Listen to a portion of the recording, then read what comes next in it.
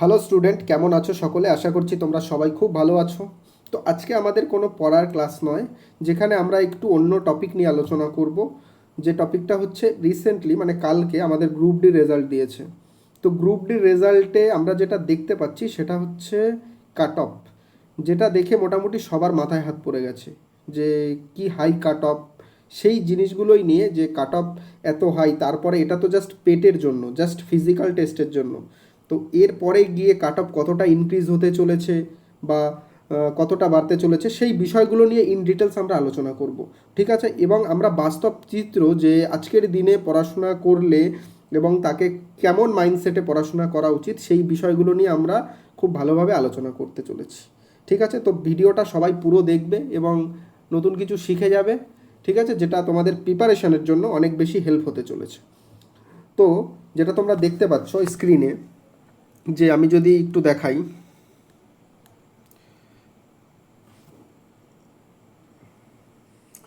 তো তোমরা যেমনটা দেখতে পাচ্ছ সেটা হচ্ছে গিয়ে আমরা এই ভিডিওতে যেটা মেন আমরা যেটা করব সেটা হচ্ছে 2019, 2019, 2024 এবং 2025 এই তিনটে পরীক্ষা যেটা হয়েছে, মানে 2024-এর পরীক্ষা, 19-এর পরীক্ষা, সেই একটা তুলনামূলক আমরা আলোচনা করব, মানে আমাদের সামনের স্ট্র্যাটেজি কেমন হওয়া উচিত।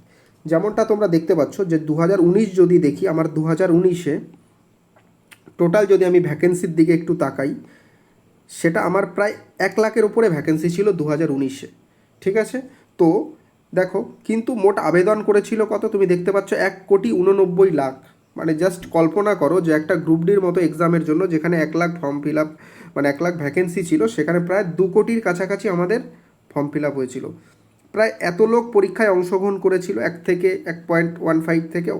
ঠিক আছে, তারপরে পরীক্ষার যে টাইম সেটা দেখতে পাচ্ছ এরকম এরকম টাইম হয়েছিল, এবার সেইভাবে ব্যাপারটা হয়েছিল। যেটা 2024, যেটা আমাদের এখন রিসেন্ট রেজাল্ট দিয়েছে, সেটাতে অলমোস্ট 32,000-এর মতো টোটাল ভ্যাকেন্সি ছিল। ঠিক আছে, সেখানেও আমাদের পরীক্ষা দিয়েছিল প্রায় 1 কোটির ওপরে।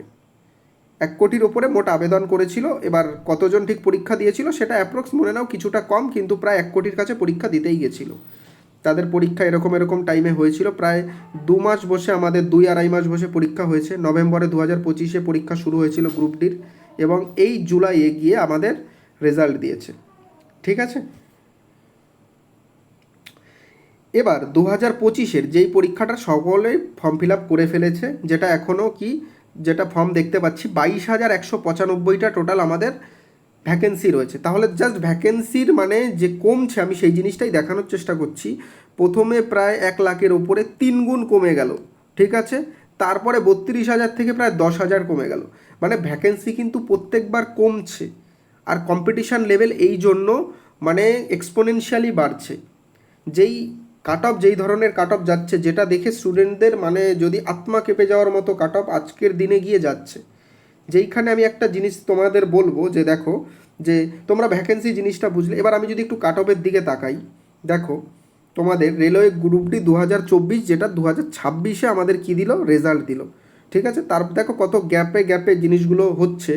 এবার আমি যদি দেখি সব থেকে বেশি কাট অফ কোথায় গেছে, যেগুলো স্টার করা রয়েছে ভালো করে দেখো, কলকাতা, আরআরবি কলকাতা, জাস্ট কাট অফের দিকে তাকাও, 80। একজন জেনারেল ছেলের 80 কাট অফ গেছে, এটা জাস্ট পেটের কাট অফ, এটা কিন্তু কোনো ফাইনাল সিলেকশনের কাট অফই না। আর তারপরে ওবিসি 76, এসসি 73, এসটি 63, ইডাব্লিউএস 72।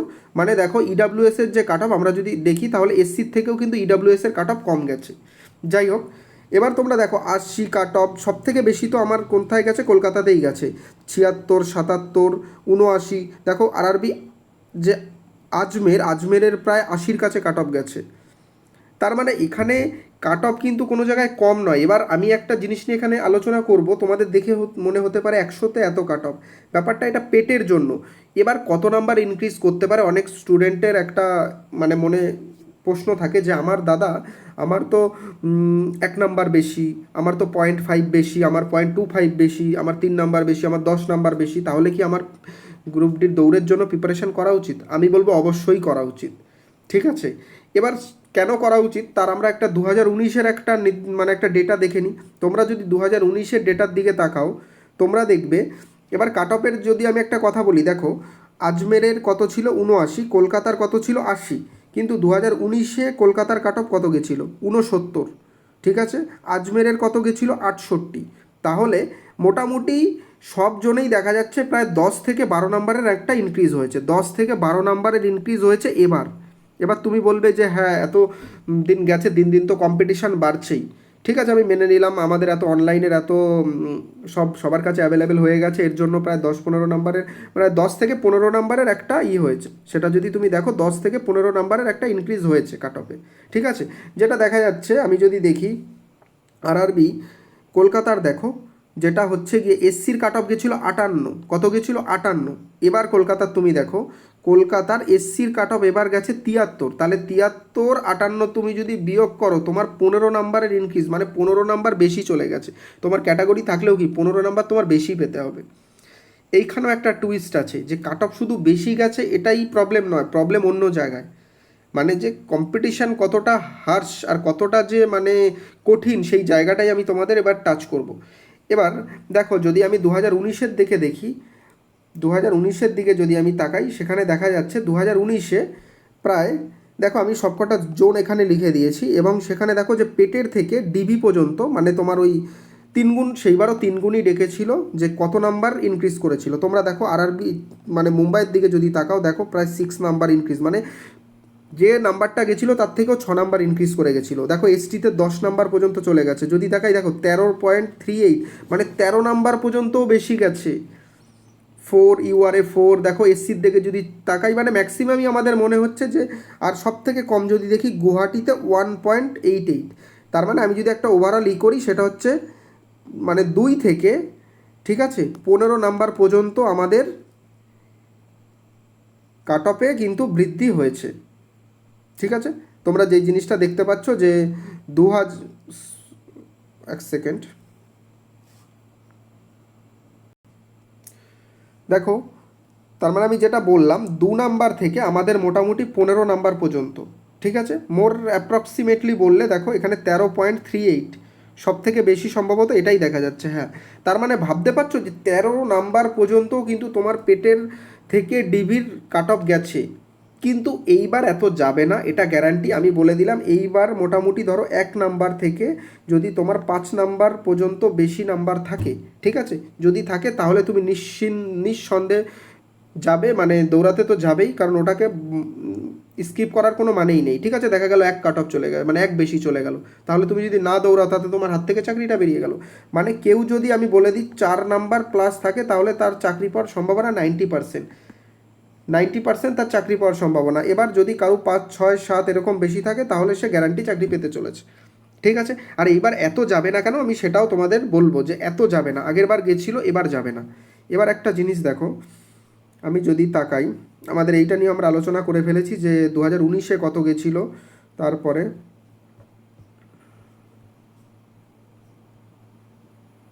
ওকে এটা নয়, এবার একটা জিনিস তোমরা ভালো করে লক্ষ্য করো, দেখো এবার আমি আমার কাট অফটা তোমাদের দেখাই। দেখো আমার যে নাম্বার, আমিও গ্রুপ ডি দিয়েছিলাম, সেখানে আমার নাম্বার দেখো তোমরা দেখতে পাচ্ছ, আমার প্রো রেটেড মার্কস হচ্ছে 80, মানে আমি করেছিলাম 88টা, 6টা আমার ভুল হয়েছে, 82টা আমার সঠিক হয়েছিল, যেখান থেকে নেগেটিভ মার্ক করে আমার নাম্বার হয়েছে 80, ঠিক আছে। আর আমি যে নর্মালাইজেশনটা পেয়েছি দেখো 80.0559। এবার আমার যে শিফট ছিল সেটা খুব সোজা শিফটও ছিল না, আই রিপিট, আমার যে শিফট ছিল সেটা খুব সোজা শিফটও ছিল না, কিন্তু তার ফলেও কিন্তু আমি কোনো রকম কোনো সেইভাবে নর্মালাইজেশন পাইনি। আর এইখানে একটা জিনিস দেখো, আমার যে পার্সেন্টাইলটা দেখাচ্ছে 99.61, মানে আমার ক্যাটাগরি এসসি। এবার আমার আবার জোনও ছিল যেটা কি কলকাতা, তার মানে আমাদের কাট অফ গেছে প্রায় 73, আমার নাম্বার হচ্ছে 80, তাহলে আমি যদি দৌড়াই তাহলে আমি ধরে নিতে পারি যে আমার চাকরিটা কনফার্ম, ঠিক আছে। কিন্তু জানিয়ে দিই আমি দৌড়াবো না, অলরেডি আমি অন্য একটা সার্ভিসে আছি, ঠিক আছে। তো এটা তোমাদের কেন দেখালাম, কারণ আমি আমার চ্যানেলে মানে ম্যাথ ক্লাসগুলো দিই, ম্যাথের যে কম্পিটিটিভের ম্যাথ সেটাকে আমি টিচ করাই, ঠিক আছে। তো তোমরা যদি চাও তাহলে আমার চ্যানেলটাকে একবার ভিজিট করতে পারো, যেখানে আমি কম্পিটিটিভ ম্যাথগুলোকে একদম বেসিক থেকে, যাদের কিছুই একদম কোনো ম্যাথে একদম ভয় পায় তারা, তাদের কোনো রকম কোনো বেস নেই, তাদেরকে আমি একদম ছোটো থেকে শেখানোর চেষ্টা করি। তোমরা চাইলে চ্যানেলটাকে একবার ভিজিট করে দেখতে পারো এবং পাশে থাকতে পারো। এবার আমরা যদি গ্রুপ ডির দিকে তাকাই তাহলে আমাদের গ্রুপ ডি 2024-এ যা হওয়ার হয়ে গেছে, কিন্তু গ্রুপ ডি 25-এ আমাদের তাকাতে হবে, কারণ 25-এও দেখো, তুমি যদি ভেবে দেখো 25-এ মোটামুটি 22,195টা সিট হয়েছে, যেটা অনেকটাই কম, কিন্তু ফর্ম ফিল আপ কিন্তু কম হবে না, ফর্ম ফিল আপ কিন্তু সেই 1 কোটির কাছাকাছি ফর্ম ফিল আপ হবে। এবার যেটা বলার, দেখো সাবজেক্ট যদি দেখি, তোমার গণিত 25-এ 1 মার্কস করে 25টা টোটাল মার্কস, জেনারেল ইন্টেলিজেন্সে 30টা কোশ্চেন থাকবে 1 মার্কস করে, তোমার টোটাল মার্ক 30, তাই তো।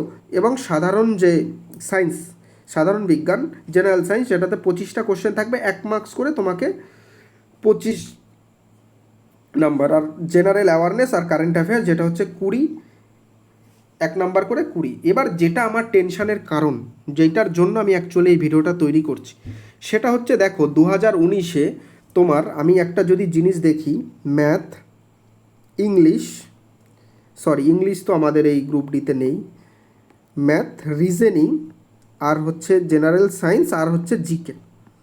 দেখো 2019-এর দিকে যদি আমি তাকাই, আমি যদি ম্যাথের কথা বলি, আজকের দিনে যে গ্রুপ ডির যে ম্যাথের লেভেল আসে, ঠিক আছে, সেখানে যারা একটু সিরিয়াস ক্যান্ডিডেট তারা, আমি যদি 25টা ম্যাথ আসে তাহলে এটা মেনে নিতেই পারো, 21 থেকে 23টা ম্যাথ তারা করেই আসে এবং সেটা তাদের সঠিক হয়। মানে ম্যাথের ক্ষেত্রে কিন্তু কোনো রকম কোনো নেই যে তুমি কম করবে, কম করা মানে তুমি কম্পিটিশান থেকে বাইরে। আমি ধরে নিলাম 21 থেকে 23টা কোশ্চেন সবাই করেই আসে, এবং সে যদি খুব ভালো স্টুডেন্টও না হয়, অ্যাভারেজ হয়, সেও এটাই করে আসে, ঠিক আছে। এর থেকে কম করা মানে সে প্রবলেমে রয়েছে।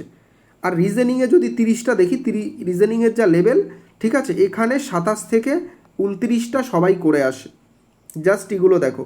আর জিএসএ, আর আমি যদি জেনারেল সায়েন্সের কথা ধরি, এখানে আমি ধরবো 21 থেকে 22টা যারা একটু ঠিকঠাক করে সায়েন্স পড়ে তারা কিন্তু এই নাম্বারটা অ্যাচিভ করতে পারে। এবার প্রবলেমটা, তুমি যদি এই তিনটেকে মেলাও, এখানে 20, এটা 30, এটা দেখো, হ্যাঁ 25, 25, 50, 30 না, এটা হচ্ছে কি আমাদের ম্যাথে 25, রিজনিংয়ে 30, আর জিএস জেনারেল সায়েন্সে হচ্ছে 25। তাহলে আমার কত হয়ে গেল? তুমি বলবে 80 হয়ে গেল, 80। কিন্তু জিকের যে সাইড সেটাতেও 20 থাকে। এইবারে যেই প্রবলেমটা ছিল সেটা হচ্ছে গিয়ে জিএস পোর্শানে কিন্তু কোনো রকম জিকের কোশ্চেন ছিলই না ম্যাক্সিমাম শিফটে, ম্যাক্সিমাম কোশ্চেন ছিল কারেন্ট অ্যাফেয়ার্স থেকে। আর কারেন্ট অ্যাফেয়ার্স হচ্ছে এমন একটা জিনিস যেখানে কেউ গ্যারান্টি দিয়ে নাম্বার আনতে পারে না, সে যতই পড়ুক, ঠিক আছে। তারপরে কিন্তু গ্রুপ ডি আগের থেকে কোনো সময় আরআরবি বলে দেয়নি যে আমাদের সিলেবাসে শুধু আমরা 20টা কারেন্ট অ্যাফেয়ার্সই দেবো, আমরা অন্য জিকের কোশ্চেন দেবই না। তুমি ভাবো যে পরীক্ষা দিতে গিয়ে প্রথম জানতে পারছে যে 20টাতে 20টাই কারেন্ট অ্যাফেয়ার্স। এমনও গেছে, আমি যদি ইন জেনারেল একটা মানে কারেন্ট অ্যাফেয়ার্সের মার্কস ধরি, সেটা হচ্ছে আমার নিজের মার্কস হচ্ছে কারেন্ট অ্যাফেয়ার্সে 2। তুমি ভাবো 2 মার্কস, আমি 80 মার্কস পেয়েছি, তাহলে 78, কিন্তু টোটাল 80তে 78 আমি স্কোর করেছি, মানে অঙ্ক বলো, রিজনিং বলো, জেনারেল সায়েন্স বলো, সেখানে আমার নাম্বার কেটেছে মাত্র 2 নাম্বার। তার মানে এই জায়গাগুলো কতটা পারফেক্ট আমার হয়েছে তুমি ভাবো, জাস্ট 2 নাম্বার, তাও মানে জেনারেল সায়েন্সের নাম্বারটা কিসের জন্য কাটলো আমি টের পেলাম না আর কি, ঠিক আছে। আমার মনে হয় এই নাম্বারটা দিয়ে দেওয়া উচিত ছিল, যাই হোক। আর ম্যাথের একটা কোশ্চেন সিলি হয়ে গেছে, তাহলে অলমোস্ট কিন্তু ফুল স্কোর আমি করেছি এই 3টে সাবজেক্টে।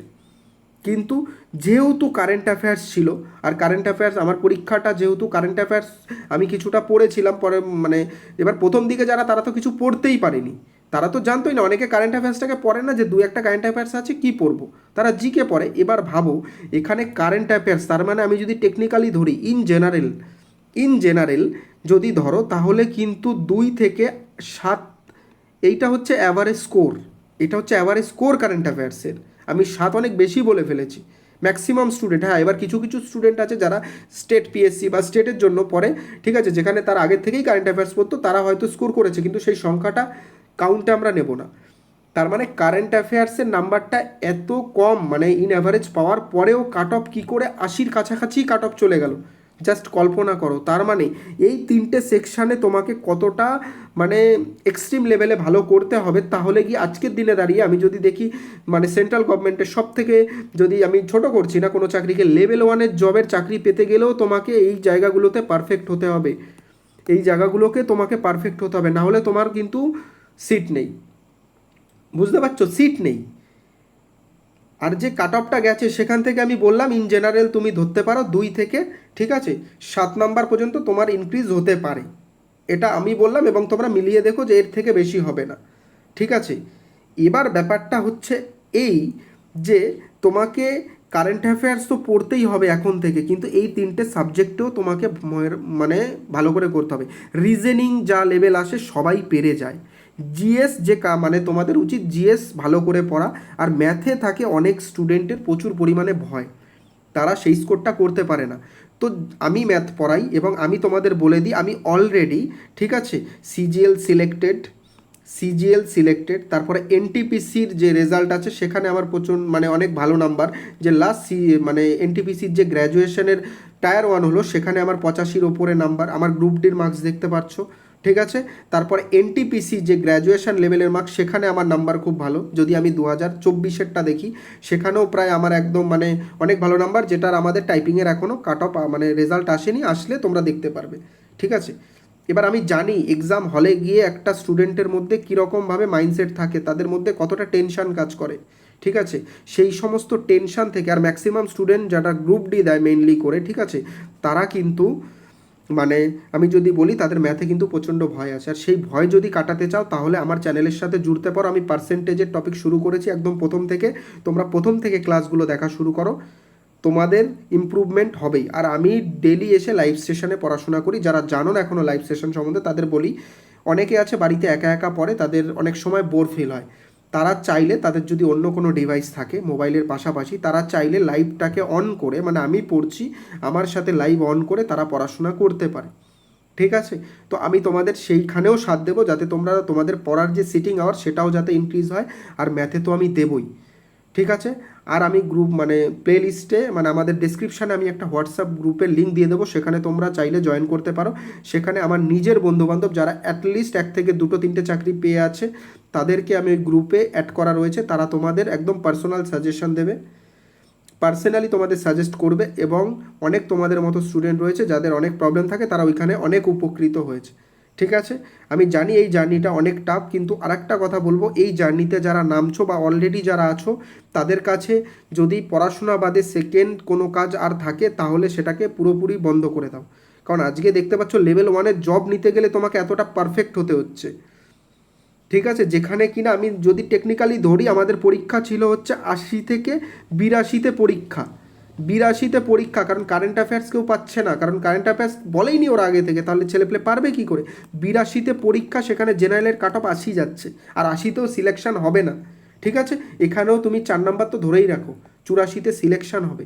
আর এমন নয় যে তুমি ক্যাটাগরি আছো বলে তুমি পার পেয়ে যাবে, না, ক্যাটাগরি থাকলেও তুমি পার পাবে না। আর কলকাতাতে যারা বিশেষ করে ফর্ম ফিল আপ করছে তাদের তো বুকের একটু আলাদা করে সাহস দরকার, ঠিক আছে। তো আজকে ছিল এই ভিডিও, এটা বলার এটাই কারণ যে কাট অফ দিন দিন কী পরিমাণ বাড়ছে আর ভ্যাকেন্সি কী পরিমাণ কমছে, ঠিক আছে।